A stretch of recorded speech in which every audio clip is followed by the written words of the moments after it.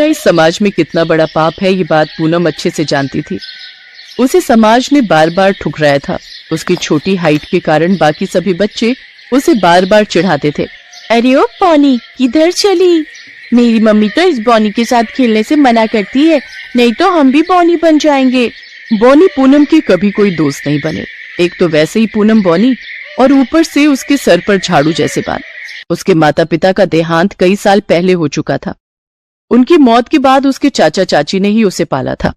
उसकी चाची उर्मिला उससे कभी प्यार से पेश नहीं आती थी। तेरे माँ बाप खुद तो सारी जिम्मेदारियों से भागकर निकल गए और तुझे मेरे गले में बांध गए। उर्मिला सारा दिन पूनम से घर का कामकाज लेती। देखते ही देखते वो बड़ी हो गई और पूनम के चाचा चाची ने उससे शादी करके उसे अपने घर से भगाने की ठानी। सुनिए जी, अब जल्दी से इसकी शादी करवा दो ताकि हमारे सर से बला टले। लेकिन इस बॉनी से शादी करेगा कौन? जो भी अंधा काना लंगड़ा जैसा भी लड़का मिले, इसकी शादी करवा दो। लेकिन पूनम के बौनेपन और झाड़ू जैसे बालों के कारण उसके लिए रिश्ता आसानी से नहीं मिल रहा था।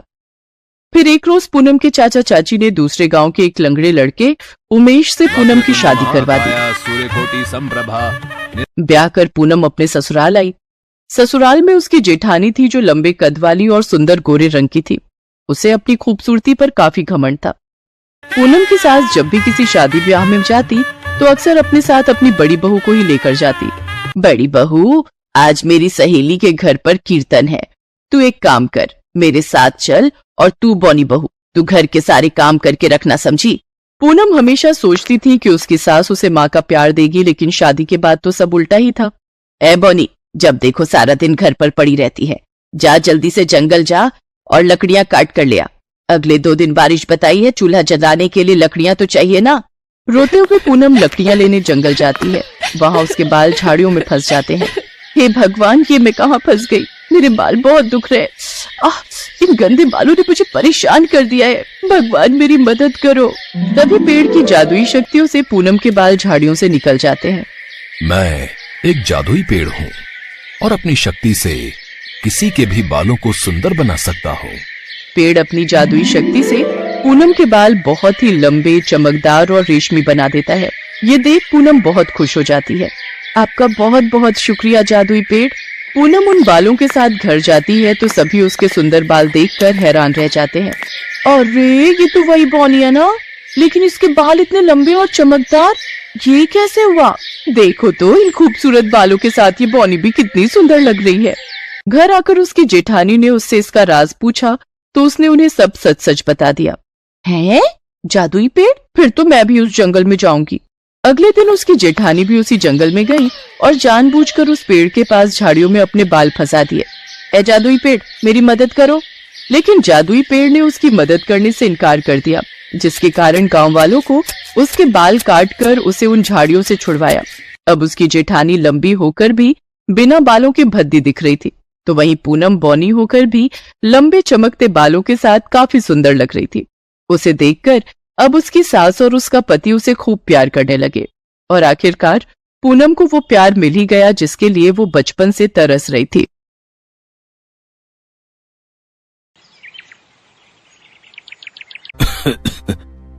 विष्णु, मेरे पास आओ बेटा। जी बाबूजी, मैं यहीं पर हूं आपके पास। एक दिन तो सबको जाना है, मेरा भी वक्त आ गया है। लक्ष्मी, तुम भी मेरे पास आकर बैठो बेटी। अब सुंदर कहाँ है? भैया रास्ते में है बाबूजी, बस पहुंचते ही होंगे। वो भी आ जाता तो ठीक रहता। तुम सबको एक जरूरी बात बतानी थी, कहीं उसके आने से पहले मेरे प्राण न निकल जाएं। ऐसा न कहिए पिताजी, आपको कुछ नहीं होगा। भैया भाभी बस आते ही होंगे। आएंगे, जरूर आएंगे वो, पर मेरे चले जाने के बाद और आते ही अपना हिस्सा मांगेंगे। अच्छे से जानता हूं उन दोनों को। तुम दोनों बहुत भोले हो और वो दोनों एक नंबर के चालाक। खैर, अब जो मैं बताने जा रहा हूं उसे ध्यान से सुनो। मैंने इस तरह बंसीलाल स्वर्ग सिधार गए और उनकी बात अधूरी ही रह गई। विष्णु और लक्ष्मी फूट फूट कर रोने लगे। बंसीलाल के 2 बेटे थे। बड़े बेटे का नाम सुंदर और उसकी पत्नी मालती थी, जबकि विष्णु उनका छोटा बेटा था और उसकी पत्नी लक्ष्मी थी। बंसीलाल हमेशा से विष्णु के घर पर ही रहते थे। विष्णु और लक्ष्मी उनकी खूब सेवा करते थे, जबकि सुंदर और मालती को तो हमेशा से बस बंसीलाल की जमीन जायदाद से ही मतलब था। जैसा कि बंसीलाल ने कहा था, उनकी मौत के बाद सुंदर और मालती वहाँ पहुँचे। विष्णु, पिताजी चल बसे क्या? जी भैया, हम अनाथ हो गए भैया। बाबूजी नहीं रहे। कोई बात नहीं, हिम्मत रख भाई। अच्छा ये बता, पिताजी ने जाते हुए कुछ कहा क्या?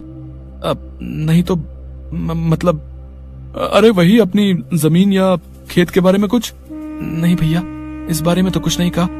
हाँ तो ठीक है ना, आप 2 ही भाई तो हो, आधी आधी बांट लो जमीन। भाभी, अभी अभी पिताजी का देहांत हुआ है, ये सब बातें बाद में भी तो हो सकती हैं। हाँ, तो मैं कौन सा बिल्कुल अभी कागज पत्तर मांग रही हूँ। सुंदर और मालती 1 नंबर के लालची थे। सुंदर बहुत पहले ही पैसे कमाने के चक्कर में शहर चला गया था और शहर में रहकर उसने अच्छा खासा पैसा भी कमा लिया था, जबकि विष्णु सिर्फ इसलिए गांव में रहा ताकि वो अपने पिता की देखभाल कर सके और खेती बाड़ी संभाल सके। इस तरह से सुंदर के मुकाबले विष्णु हमेशा से ही गरीब ही रहा। लेकिन इस बात का ना तो विष्णु को कोई अफसोस था और ना ही उसकी पत्नी लक्ष्मी को। दोनों ने मिलकर बंसीलाल का बहुत अच्छे से ख्याल रखा और उन्हें कभी कोई कमी नहीं होने दी। जबकि अमीर होने के बावजूद सुंदर और उसकी पत्नी मालती 1 नंबर के कंजूस और लालची थे। उन्होंने जीते जी तो कभी बंसीलाल की सुध नहीं ली, लेकिन अब उनके देहांत के बाद अपना हिस्सा मांगने जरूर पहुंच गए थे। विष्णु, अब तो सारे काम निपट गए हैं और मेरी छुट्टी भी खत्म होने वाली है। तो आओ, अब जरा बंटवारा कर लेते हैं। भैया, बंटवारा करना जरूरी है क्या? और नहीं तो क्या विष्णु भैया, आप तो रहते हो गांव में, अपनी जमीन की देखरेख कर ही लोगे, पर हम शहर से कहाँ आते रहेंगे बार बार? इतना टाइम थोड़ी ही होता है हमारे पास। अब बंटवारा हो जाए तो हम अपने हिस्से की जमीन बेचकर निश्चिंत हो जाए और फिर चले जाए वापस। भाभी, तो क्या गांव से कोई नाता नहीं रखोगी अब यहाँ गांव में है ही क्या लक्ष्मी? पहले पिताजी थे तो फिर भी आना जाना हो जाता था, अब क्या ही करना है यहाँ आकर? मालती और सुंदर ने जिद ठान ली थी कि बंटवारा तो होकर रहेगा। और फिर बंटवारे से ठीक 1 दिन पहले, सुनो जी। हाँ बताओ। मेरे पास एक कमाल का आइडिया है। अगर हम कुछ ऐसा करें कि विष्णु अपनी जमीन भी हमें बेच दे तो कैसा रहेगा? पर वो अपने हिस्से की जमीन हमें क्यों बेचेगा? और हम क्या करेंगे इतनी सारी जमीन का भाई? हम क्या करेंगे मतलब? अरे सारी जमीन बेच बाच कर शहर में बढ़िया घर और चमचमाती गाड़ी लेंगे, और क्या। पर ऐसा होगा कैसे भाई? मालती ने सुंदर को अपने दिमाग की सारी खुराफात बता दी। फिर अगले दिन सुंदर सुबह विष्णु से बोला, विष्णु, क्या कर रहे हो? खेत जा रहा हूँ भैया, बीज बोने हैं। अच्छा, तो तुम मेरे साथ तहसील नहीं चलोगे क्या? तहसील? वहाँ क्यों जाना है भैया? अरे वो पिताजी का मृत्यु प्रमाण पत्र लेकर जमीन अपने नाम ट्रांसफर करवानी पड़ेगी ना। ओहो, भैया आप ही देख लो ना ये सब, मुझे वैसे इन सब के बारे में क्या पता। चलो ठीक है, मैं अपने हिसाब से देख लूंगा। भोला भाला विष्णु सुंदर पर बहुत भरोसा करता था। आखिर दोनों सगे भाई थे। उधर मालती और सुंदर तो यही चाहते थे कि विष्णु उनके साथ ना जाए। मालती और विष्णु उस दिन तहसील के बहाने सारा दिन घूमते रहे और फिर शाम को अपने प्लान के मुताबिक वो घर में दाखिल हुए। अरे भैया भाभी, आ गए आप लोग? थक गए होंगे ना, पूरा दिन लग गया आज तो। अरे पूछो मत, पूरा दिन धूप में परेशान हो गए। और हासिल क्या हुआ? ढेला ही मिलेगा ना। पिताजी ने हमारे लिए कुछ नहीं छोड़ा। कुछ नहीं छोड़ा? मतलब पिताजी हमारे लिए इतनी सारी जमीन छोड़ तो गए है ना? अरे ये जमीन हमारी नहीं है लक्ष्मी। पिताजी ने बैंक से लोन लिया था ना 2 लाख रुपए का, जो उन्होंने चुकाया नहीं, और बैंक ने अब जमीन पर केस लगा दिया है। तब तक उनको पैसा नहीं मिलेगा। जमीन हमारी तो क्या, किसी के भी नाम नहीं हो पाएगी। पर भैया, पिताजी ने तो इस बारे में कभी कुछ नहीं बताया। अरे कैसे बताते? अगर वो बता देते कि जमीन गिरवी रखी है तो हम नाराज नहीं हो जाते? खुद तो चले गए और हमें भिखारी बना गए। कुछ भी हो भाभी, पर ऐसे तो मत बोलिए पिताजी के बारे में। अरे तुम चुप रहो लक्ष्मी, ये देख रही हो, ये बैंक का नोटिस है। इसमें साफ साफ लिखा है कि अगर हमने 1 महीने के अंदर 4 लाख रुपए नहीं चुकाए तो वो खेत की जमीन के साथ साथ हमारे घरों पर भी कब्जा कर लेंगे। हे भगवान, अब हम क्या करेंगे भैया? अब तो बस एक ही तरीका है विष्णु, 2 लाख तुम दो, 2 लाख हम देते हैं और जमीन बचा लेते हैं। भैया लेकिन अब इतना पैसा तो नहीं है हमारे पास। विष्णु और लक्ष्मी सुंदर और मालती की चाल में फंस चुके थे। वैसे एक तरीका है जिससे काम बन सकता है। हाँ, तो जल्दी बताओ ना। अगर ये दोनों अपने हिस्से की जमीन बेच दें तो काम बन सकता है। पर हम जमीन कैसे बेच सकते हैं? आप ही ने तो बताया कि जमीन पर केस है। हाँ, कोई और तो नहीं ले सकता, लेकिन हम तो ले सकते हैं। अगर तुम दोनों अपने हिस्से की जमीन हमें दे दो तो मैं अपने भैया से 2 लाख रुपए लेकर बैंक के पैसे चुका दूंगी, और फिर जब जमीन पर केस खत्म हो जाएगा तो उसे बेचकर अपने भैया के पैसे चुका दूंगी। भाभी, ऐसे तो हमारे पास जमीन ही नहीं रहेगी। अरे नहीं, ऐसा मत सोचो। वो नदी के पास अपना छोटा खेत है ना, ऐसा करो उसे तुम ले लो, उसी पर खेती करो। तुम मेरे भाई हो, इतना तो मैं कर ही सकता हूँ तुम्हारे लिए। बस एक वही ऐसा खेत है जो गिरवी नहीं है। मालती और सुंदर ने बहुत गहरी चाल चली थी। उधर विष्णु और लक्ष्मी सोच रहे थे कि उनके भैया भाभी ने उनका घर बिकने से बचा लिया है। फिर वैसा ही हुआ जैसा तय हुआ था। लक्ष्मी और विष्णु ने अपने हिस्से की जमीन मालती के नाम कर दी और खुद नदी के पास वाले खेत में खेती करने लगे। फिर कई दिन बीत गए। मालती और सुंदर सारी जमीन मिलने से खुश थे, तो विष्णु और लक्ष्मी भी अपना घर बच जाने की बात से संतुष्ट थे। लेकिन वो कहते हैं ना कि जो जैसा बोता है वैसा ही काटता है। एक दिन सुबह सुबह नदी के पास वाले खेत में, लक्ष्मी, लक्ष्मी, जल्दी इधर आओ। क्या हुआ जी? ये देखो, खेत में जुताई करते हुए मुझे क्या मिला। जुताई में विष्णु को एक लोहे का बक्सा मिला था जिसमें ढेर सारे सोने के सिक्के भरे हुए थे। तो वहीं दूसरी तरफ ठीक उसी वक्त शहर में मालती के घर की घंटी बजी। ये घर सुंदर का है?